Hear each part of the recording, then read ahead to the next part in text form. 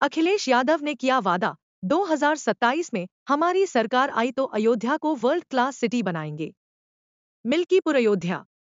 मिल्कीपुर विधानसभा seat पर 5 फरवरी को मतदान होगा। इसके लिए प्रचार के अंतिम दिन सोमवार को सपा अध्यक्ष अखिलेश यादव ने जनसभा को संबोधित किया। इस दौरान उन्होंने महाकुंभ में मची भगदड़ को लेकर योगी सरकार पर निशाना साधा।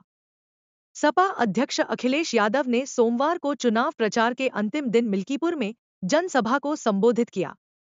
उन्होंने कहा कि भाजपा ने अयोध्या में विकास के नाम पर लोगों से जमीनें छीनी और लोगों को मुआवजा नहीं दिया है। 2027 के विधानसभा चुनाव में जब सपा की सरकार बनेगी तो हम अयोध्या को वर्ल्ड क्लास सिटी बनाएंगे। उन्होंने कहा कि मुख्यमंत्री अयोध्या में खरीदी गई जमीनों की सूची जारी कर दे तो पता चल जाएगा कि सबसे बड़ा भूमाफिया कौन है। सबसे बड़े भूमाफिया भाजपा के लोग ही हैं। अयोध्या में 5 स्टार होटल बनाने के लिए जमीन ली गई पर गरीबों को उचित मुआवजा नहीं दिया गया। अखिलेश यादव ने कहा कि ये तो भाजपा के लोग भी जानते हैं कि मुख्यमंत्री योगी आदित्यनाथ किसी के नहीं है, वो भाजपा वालों के भी नहीं है, वो सिर्फ परिस्थितियों के अनुसार काम कर रहे हैं। उन्होंने कहा कि भाजपा सरकार उपचुनाव में जीत हासिल करने के लिए लोगों को डराने धमकाने का काम कर रही है। इसके लिए अफसरों की तैनाती की जा चुकी है। अफसरों में पीडीए के लोग नहीं हैं।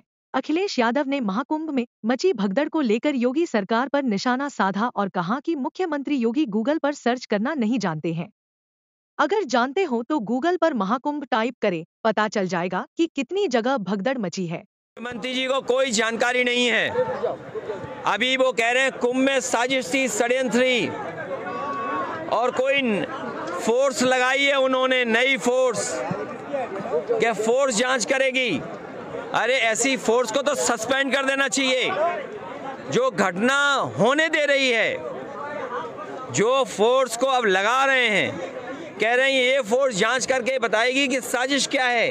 मुख्यमंत्री जी को तो ऐसी फोर्स को हटा देना चाहिए जो साजिशी और षड्यंत्र नहीं बता पा रहे हैं। मुख्यमंत्री जी अपनी नाकामी बताना चाहते हैं। जो मुख्यमंत्री 100 करोड़ का इंतजाम कर रहा था, जो मुख्यमंत्री 100 करोड़ का इंतजाम कर रहे थे, वो बताओ जो करोड़ लोग आए उसका स्नान भी नहीं करा पाए। जो लोग गए वहां पर महाकुंभ में बिना स्नान करके उन्हें वापस जाने दिया।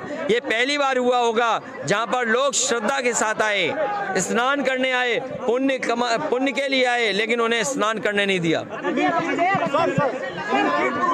बहुत सारे ऐसे लोग हैं, ये जो मुख्यमंत्री जी दूसरों को भूमाफिया कहते हैं, उन्हें अपनी नाक के नीचे अपने भूमाफिया नहीं दिखाई दे रहे हैं। अपने रजिस्ट्री ऑफिस में देखें किसने रजिस्ट्रियां की हैं, उन्हें सब भूमाफियाओं की जानकारी मिल जाएगी। मिल्कीपुर की जनता समाजवादियों को पुनः जिता करके इन भारतीय जनता पार्टी के सांप्रदायिक राजनीति को हमेशा के लिए खत्म करने का संदेश देगी।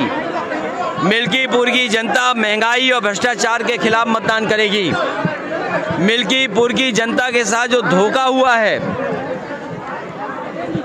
जिस तरीके से सरकार ने भेदभाव का रास्ता अपनाया है, मिल्कीपुर की जनता महाकुंभ में जो लाशें बहीं, जिन लोगों की जान गई और अभी भी गिनती छिपा रही सरकार, जिस सरकार के पास समय है कि हमने क्या स्टेटमेंट दिया उसको पढ़ने का, शासन प्रशासन के लोग जो इसी में लगे हैं कि गिनती कितनी है, जो करोड़ों की गिनती कर सकते हैं, जो करोड़ों के स्नान की गिनती कर सकते हैं, वो मरने वाले लोगों की लाशों की गिनती क्यों नहीं कर सकते हैं? जो खोए हुए लोग हैं, जिनके परिवार के सदस्य, किसी का भाई खो गया है, कोई बहन अपने पिता को ढूंढ रही है, कोई बेटा अपने पिता को ढूंढ रहा है, कोई महिला अपने ददुआ ससुर को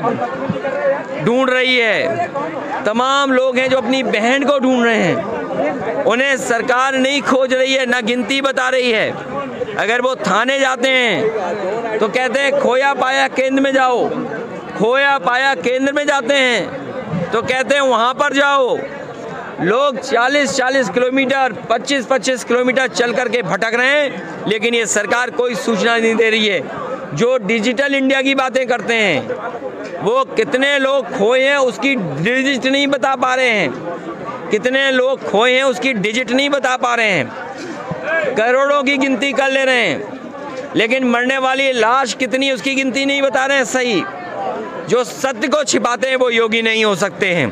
अयोध्या के दलित बेटी के साथ पुलिस ने क्या करना चाहेंगे सर? 3 लोग आरोपी पाए गए, कैसे देख रहे हैं? मुख्यमंत्री की भाषा क्या थी?